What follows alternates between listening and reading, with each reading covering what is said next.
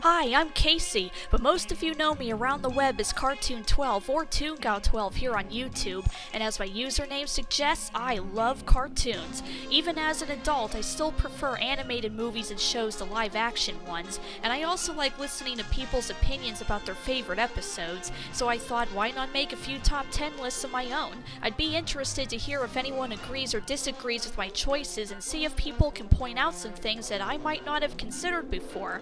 So for this top 10 list, I'm going to feature one of my favorite cartoon shows, My Little Pony: Friendship is Magic. Based on the 1982 Toys and cartoon and rebooted and reimagined by Lauren Faust, who you might know best for her work on the Powerpuff Girls, the show takes place in Equestria, a magical land dominated by ponies, pegasi, unicorns, and many other mythical creatures. More specifically, it focuses on 6 ponies who most fans have dubbed the main 6.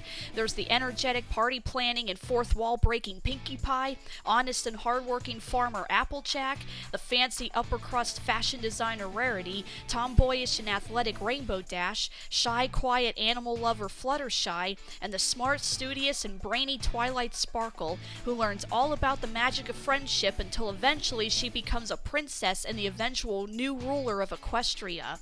When this show first came out, I remember seeing the previews and looking at the animation, and I was like, that art style looks familiar. And once I saw Lauren Faust's name attached, I was like, I'm in. And for a show that was initially aimed at little kids, it was surprising just how entertaining the series was right out of the gate. It's gone on to become one of the best cartoons ever, with its overall charm and well-developed characters, setting, and mythological lore. Watch just a couple episodes and it'll be easy to see why this show developed such a massive following among both kids and adults, and eventually spawned a movie, tons of specials, a humanized spin-off, and 9 seasons with over 200 episodes. Not bad for a show about candy-colored ponies. As you can imagine, it was tricky narrowing my favorites list down to 10 as there's so many good episodes. You can make a fair argument to have any one of these episodes on your own list, and I'd love to hear your feedback. So without further ado, let's... wait, this doesn't feel quite right. Hang on a sec.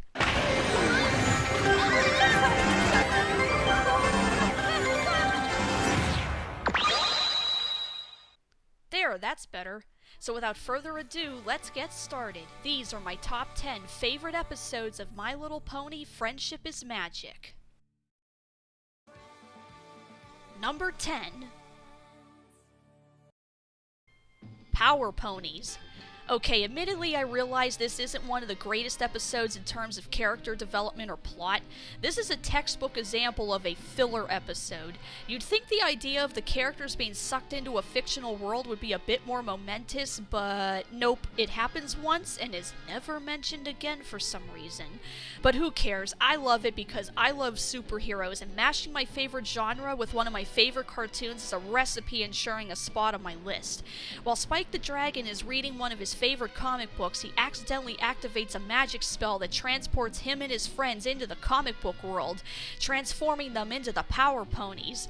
And in order to escape back into the real world, our heroes must master their newfound superpowers to defeat the evil Maniac and save Metropolis. As cliche as this all sounds, this episode knows exactly what it is and just has pure fun.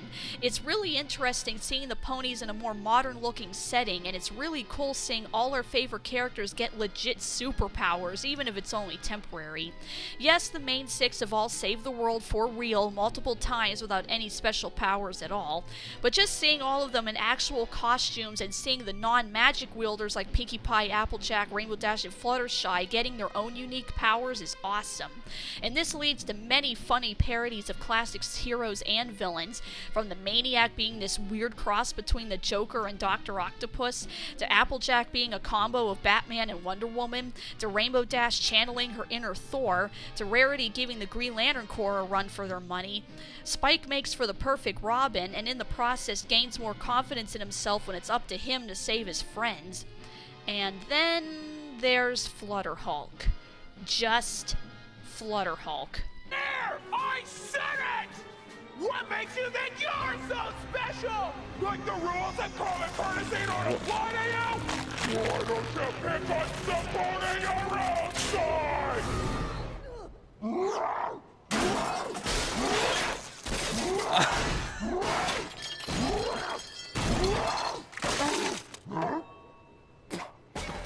It just goes to show that not every single episode had to have some profound moral. Some cartoons, even the more educational ones, sometimes just need to have that one episode or two that's just pure unadulterated entertainment. And when you turn your characters into literal superheroes, how much more fun can you get? Number 9. Friendship is Magic Parts 1 and 2. Who would have thought one of my favorite episodes would be the very first one? But hey, talk about a pilot that made a strong first impression. When the legendary evil Nightmare Moon escapes her 1,000-year imprisonment and plunges Equestria into an eternal night, Princess Celestia's faithful student Twilight Sparkle embarks on a quest to find the mythical elements of harmony. But in order to do so, she'll have to team up with 5 very special ponies and in the process learn that friendship has a magic all its own. It's no wonder that so many people, young and old alike, got almost immediately invested in this show, as right out of the gate, the pilot shows us that this isn't the same My Little Pony of years past. In just a short hour time span, this pilot serves as a great introduction to all the main characters in the world they live in, with a bigger mythos hinted at. A mythos that would slowly and gradually become more developed as the years went on. From Applejack's huge family, to Rainbow Dash's dream of becoming a Wonderbolt, Pinkie Pie's fourth wall breaking, Rarity's eventual fashion empire, the animation mistake that would lead to derpy hooves, the musical numbers, Princess Celestia and Luna's relationship, the powerful elements of harmony, nearly everything that would become core mainstays of the series all originated in this two-parter. Even after Lauren Faust left the show as the main producer after season 1, the ideas and world building that she developed this early on would remain in place for the rest of the show's 9 seasons. Just goes to show how important a pilot episode can be, both in introducing your world and hooking your audience, and this show should go down as one of the best. And for how great it is, let's just say this isn't the last time we'll be seeing this pilot. Number 8. Twilights Kingdom. So as the years went on, the series began upping the ante each year with a 2-part premiere and finale each season. And with each 2-parter, the stakes just kept getting higher and higher, with the fans wondering each time how they would top the previous season. And though this was the end of only season 4, for me, the epicness of this finale was arguably the most memorable, as this was one of the most game-changing episodes ever, second only to Twilight becoming a princess in season 3. And actually, her status as a princess is the very thing that's called into question here, because prior to this finale, season 4 had an ongoing story arc in which each of the main 6 individual elements of harmony were put to a test in order to unlock a mysterious magic chest. The only one left was Twilight, who, up until this point, had no real emphasis put on her princess status, making her wonder what her ultimate purpose even was. But she soon finds out when T-Rex, a monster with the power to drain the magic and life energy out of any living being, manages to escape from Tartarus, and when she becomes imbued with all the powers of Celestia, Luna, and Cadance, it'll be up to her to save all of her friends and all of Equestria. While that summary may sound like a par for the course for a My Little Pony season finale, what makes this one extra special is just how much it accomplishes in such a short time. For the first time, a villain from the original 80s cartoon was given a revamp, and the way T-Rex drains the life energy out of anyone in his path is arguably the most creepy and frightening out of any villain the ponies have faced. Speaking of villains, Discord also goes through a mini arc, as up to this point he was slowly being reformed thanks to Fluttershy's friendship. But only after going through a relapse and teaming up with T-Rex does he realize how much he's changed for the better, and thus finally completes his transformation from bad guy to good guy. But it's not just the characters, literally the entire landscape is changed in ways that would affect the rest of the series from here on out. From Twilight losing her beloved treehouse library home, to the new castle that's built in its place, to the Knights of the Round Table Cutie Mark map that would be utilized in the next season, to Twilight being crowned as the Princess of Friendship. After this finale, nothing would ever be the same again. And in terms of action, this is one of the most intense episodes ever, in which My Little Pony goes full Dragon Ball Z on us. Any naysayers who think My Little Pony is just a dumb girly show, show them this episode.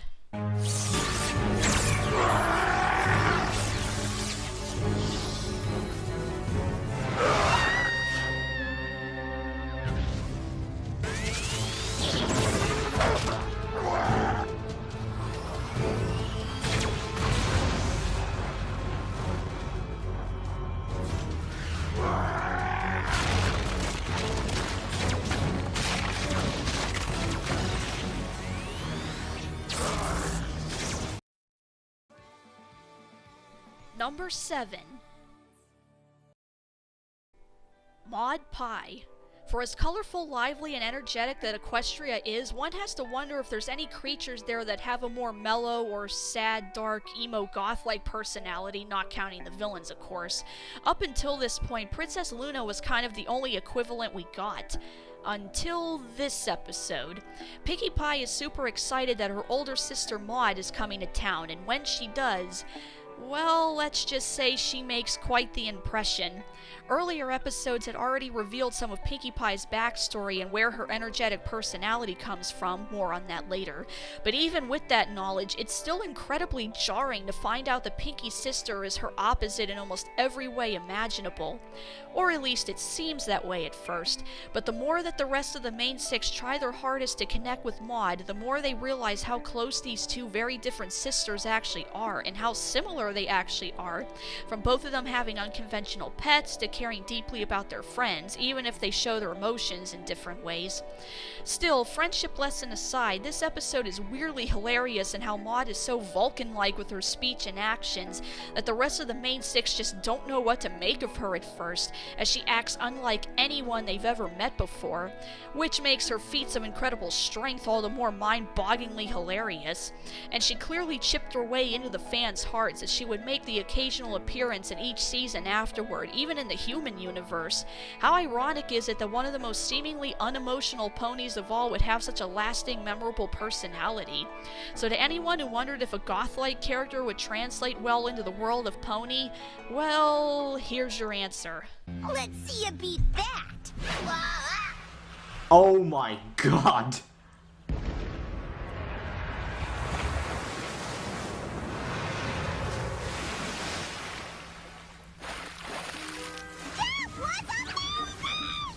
Whoa!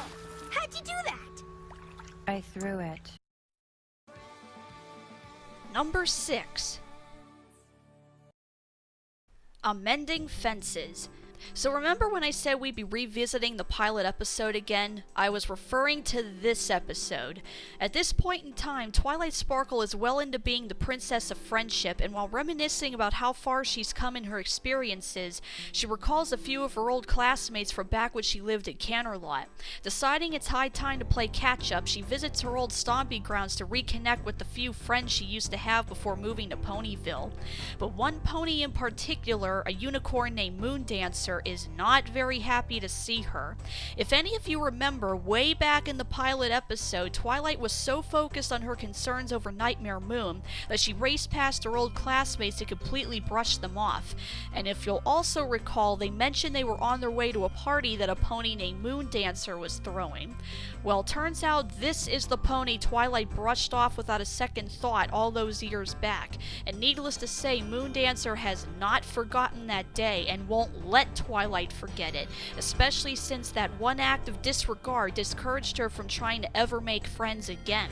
Now Twilight will do everything in her power to right this wrong, if repairing such a deep-seated mistake is even possible. I remember being so blown away when I first saw this episode, especially at how the writers paid such close attention to details that even I had forgotten about.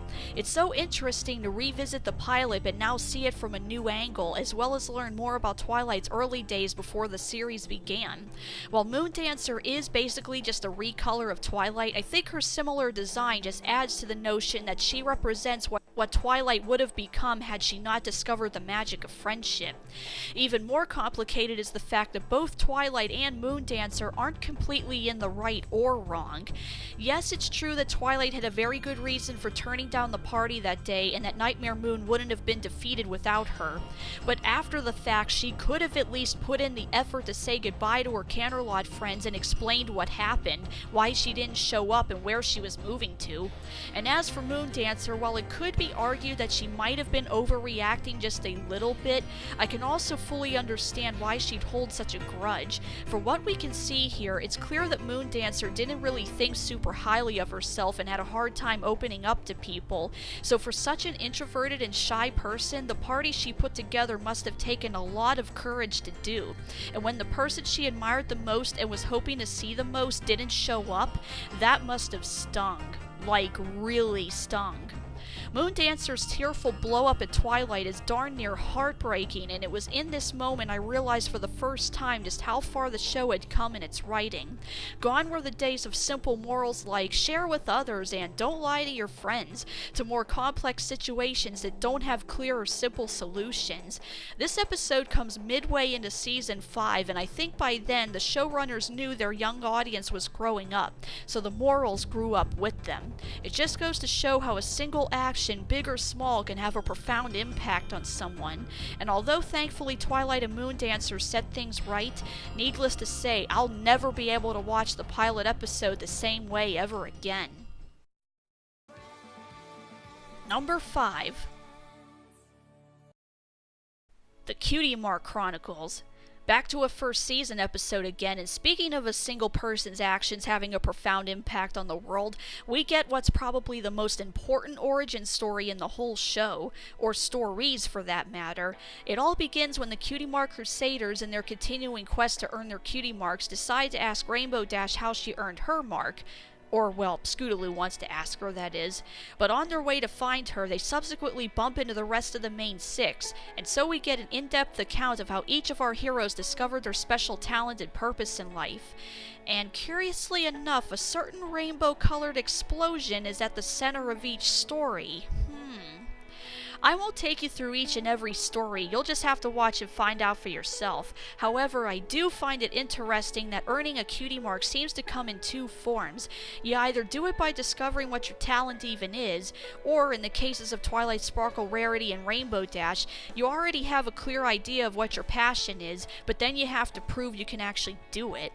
What determines this magic process is anyone's guess, but in any case, this was the first huge burst of backstory we got for all our main characters, and it set the foundation for many future storylines, including the birth of Spike the Dragon, how Twilight became Celestia's student, and the first appearances of Manhattan, Twilight's parents, Pinkie Pie's parents, and the Sonic Rainboom.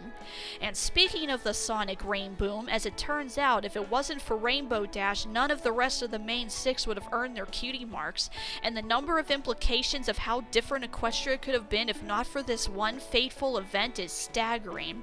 It comes as such a surprise to discover that all our main characters were connected before they even met each other, and this interconnectivity of stories was the moment for me that Friendship is Magic went from being just a good show to a great show. I knew that if this quality and level of writing would continue for the rest of the series, we were in for an awesome ride, and thankfully it did. Number 4. Pinkie Pride. Well, you know you're gonna make the list if you manage to get Weird Al into your episode. On Rainbow Dash's birthday, which also happens to be the anniversary of when she first moved to Ponyville, isn't that weird? Pinkie Pie, of course, plans to throw her the most extravagant party ever, but those plans are dashed. Dashed. When a rival party planner rolls into town, a challenger by the name of Cheese Sandwich. Hey, this is Equestria, any name goes at this point. Anyway, when Cheese begins to top Pinkie at every turn and the residents of Ponyville make it evident that they want Cheese as their party planner, could it be that Pinkie Pie's party throwing days are over? This is another episode that takes place during the Rainbow Power arc, and it's arguably the best one. The way Rainbow and her friends basically drop Pinkie in favor of Cheese Sandwich handling the party could be construed as a little bit mean, but I think the rest of the main 5 honestly didn't know how much Pinkie's feelings were really hurt, and I don't think they meant any harm.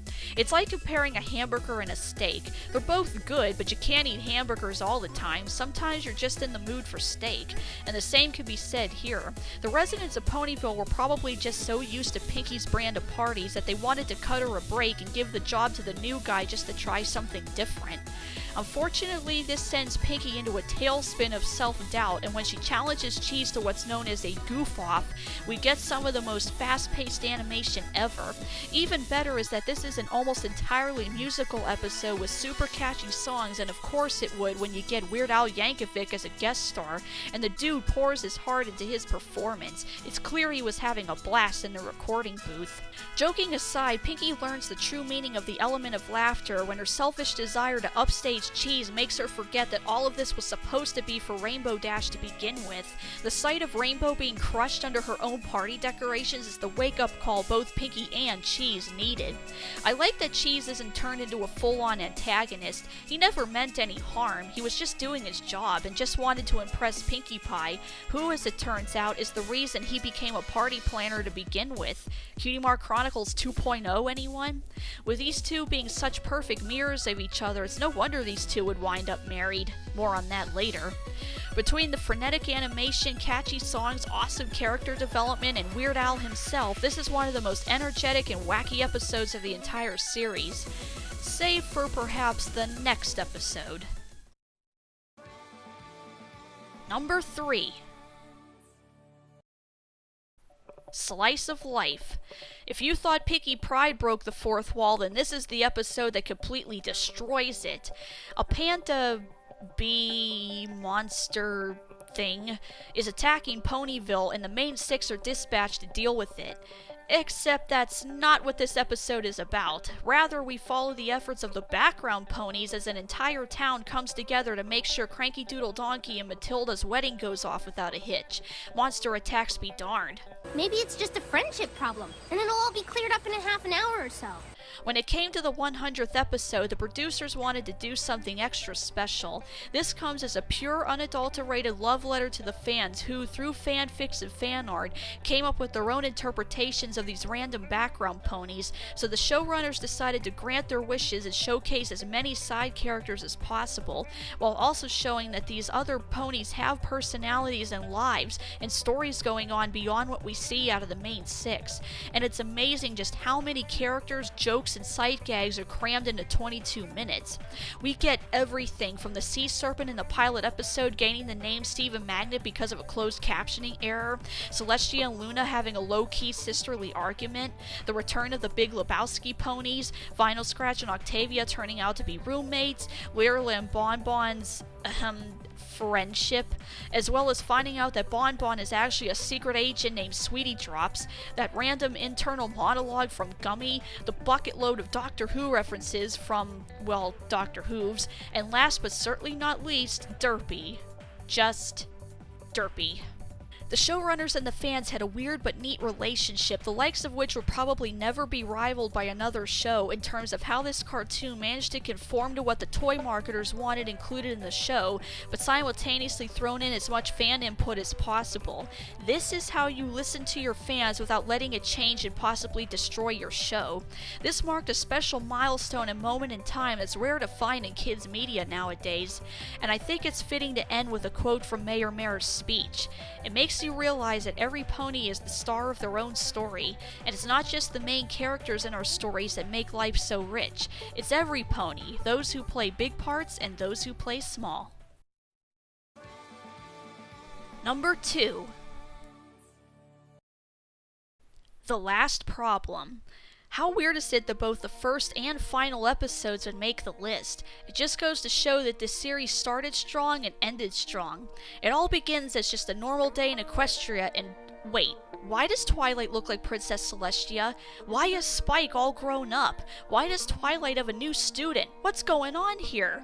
Well, as it turns out, for the series' final episode, we get to see a flash forward to the future of Equestria and what ultimately becomes of all of our favorite characters. But the question remains, with everyone's lives going off in different directions, will our main six still be able to be friends, or will their friendships slowly fade away? Very rare is it in a cartoon for kids that we get to see the characters grow up, and this isn't just a fun little what-if scenario that turns out to be a dream or something. This is the 100% real, in-canon future for our heroes, and it's so satisfying to see everyone get a happy ending. We see the fates of the Student Six and the Cutie Mark Crusaders, both of which become teachers at the School of Friendship, save for Yona and Sandbar, who are now in charge of the Carousel Boutique, and Gallus, who's now part of the Royal Guard. Applejack, I'm assuming, is now in charge of Sweet Apple Acres. Fluttershy has her animal shelter, Rarity leads her fashion empire, Rainbow Dash leads the Wonderbolts, and probably the biggest surprise, Pinkie Pie married Cheese Sandwich and has a kid. How weird is it that out of the main six, she's the only one who became a mom? And even in the show's final moments, we get one more valuable lesson, that just because you and your friends may move away, that doesn't mean you can't be friends anymore. You just have to put forth the effort to remain in contact. So the main six have regular friendship summits to keep in touch. It's a lesson that both the adults watching and the kids who grew up with the show can take to heart. It's such a momentous thing for one version of a cartoon to not only last for so long, but to get proper closure. And don't stand there and tell me you didn't cry during that final song and montage. This is easily one of the best and most satisfying finales to any series ever. So you're probably wondering, what could possibly top the end of a show that's been on the air for a decade? Well, let's just say there was only one other episode that made me cry more than this one. And my number one favorite episode of My Little Pony Friendship is Magic is The Perfect Pair. Starting as far back as the Cutie Mark Chronicles, very slowly throughout the course of the series, the viewers were given the occasional glance at each of the parents of the main six. Except for one. For as much as Applejack and her huge clan boast of family togetherness, it's ironic that her mom and dad were mysteriously absent for the entire show. But subtle clues here and there made it clear that, for reasons unknown, the parents of Big Mac, Apple Bloom, and Applejack had passed away. Fans were speculating for years about what happened to them, so at long last the producers finally sort of gave us an answer in the form of this episode that's one of the best 22 minutes of kid television, right up there with the Mother's Day episode of Rugrats. You know things are getting serious when the showrunners recruited the voice talents of both William Shatner and Felicia Day, and the two put their hearts into making this what I consider to be not just my personal favorite episode, but the best episode of the entire series. What starts as a simple errand run into town turns into an adventure of family discovery when Apple Bloom runs across an older vendor named Grandpere, who strangely enough seems to recognize Apple Bloom despite them having never met before. And when she searches for answers, our trio of Apple siblings are given a bombshell that their mom actually came from the Pear family and that Buttercup was just her nickname when her actual name was Pear Butter. Not only that, but both the Apple and Pear families used to outright hate each other, but a family feud wasn't going to keep Pear Butter and her star-crossed love Bright Mac apart. And so, with the aid of some helpful residents of Ponyville, the two make it their mission to buck tradition and get married, even at the expense of tearing one side of the family apart. As you've probably noticed, this is basically the old Romeo and Juliet story, only this time the lovers get a happy ending. Or at least a very bittersweet ending. In fact, this is arguably the most adult and mature episode of the entire series, as it presents an all-too-real scenario in which someone is disowned from their family and the feud never gets resolved. Or in this case, the families don't make up until it's too late. Even more heartbreaking is that Grandpere never apologizes to his daughter, and he'll now never be able to. Word to the wise, try to never leave anyone angry because you never know if that's the last time you'll ever see them. Much like Amending Fences, this is another one with a complicated moral that most likely only adults will fully appreciate.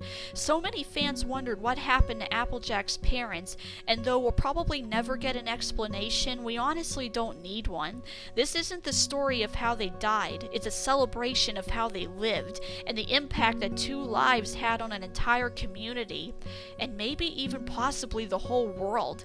Because had these two not found each other and fought for their love, then the element of honesty might have either had a different bearer or might not have manifested at all. Capping it off is Pear Butter's song that's so utterly sweet and beautiful. You know the showrunners knew this episode was special when the end credits played her song instead of the typical ending theme. I could gush on and on about this episode, but really, just go watch it for yourself and have the tissue box ready. If you could only show a skeptic of My Little Pony just one episode, make it this one, as it's the diamond tier of animation, writing, and heart, and is easily my pick for my favorite episode. Well, as fun as it is being a pony, I can't really stay this way forever. Give me one sec here.